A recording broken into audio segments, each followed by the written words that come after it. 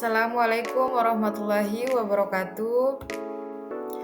Perkenalkan, nama saya Hijriya dengan NIM F2023011190, mahasiswa dari Universitas Mandala Waluya Kendari, Fakultas Sains dan Teknologi, Prodi S1 Farmasi dari kelas 4 semester 3. Video ini dibuat untuk menyelesaikan salah satu tugas dengan mata kuliah farmakognosi dengan dosen pengampu Ibu Dr. Apoteker Himaniarwati SSI MSc dengan judul Sejarah Farmakognosi. Baik, di sini saya akan menjelaskan sejarah farmakognosi. Farmakognosi adalah ilmu yang mempelajari obat-obatan alami, terutama dari tumbuhan, hewan, dan mineral. Istilah ini berasal dari bahasa Yunani, di mana farmakon berarti obat dan gnosis berarti pengetahuan. Pertama kali dikenalkan oleh Johann Adam Smith pada awal abad ke-19. Sejak itu, farmakognosi telah berkembang dari pemahaman dasar tentang obat mentah menjadi studi mendalam mengenai senyawa kimia dan biologi yang berguna dalam pengobatan. Sejarah farmakognosi dapat ditelusuri kembali ke zaman kuno, ketika manusia mulai menggunakan tanaman dan bahan alami lainnya untuk mengobati berbagai penyakit.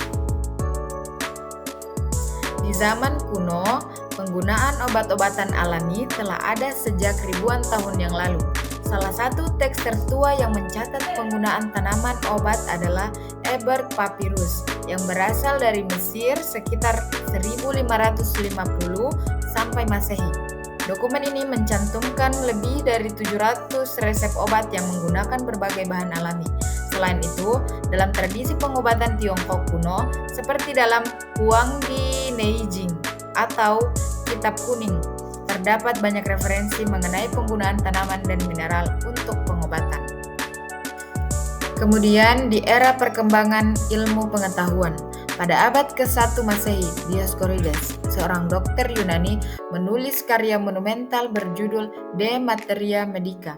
Buku ini menjadi rujukan penting selama berabad-abad dan mencakup deskripsi lebih dari 750 jenis tanaman obat serta cara penggunaannya. Karya Dioscorides tidak hanya berpengaruh di Eropa, tetapi juga di dunia Islam, di mana para ilmuwan Muslim menerjemahkan dan mengembangkan pengetahuan ini lebih lanjut.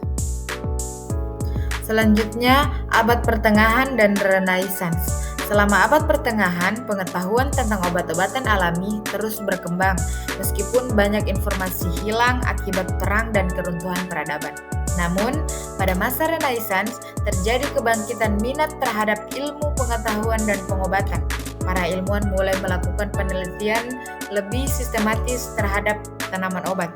Karya-karya seperti Phytopoeia oleh Otto Brunfels dan Herbarium oleh Leonhard Fuchs menjadi penting dalam mendokumentasikan sifat-sifat tanaman obat.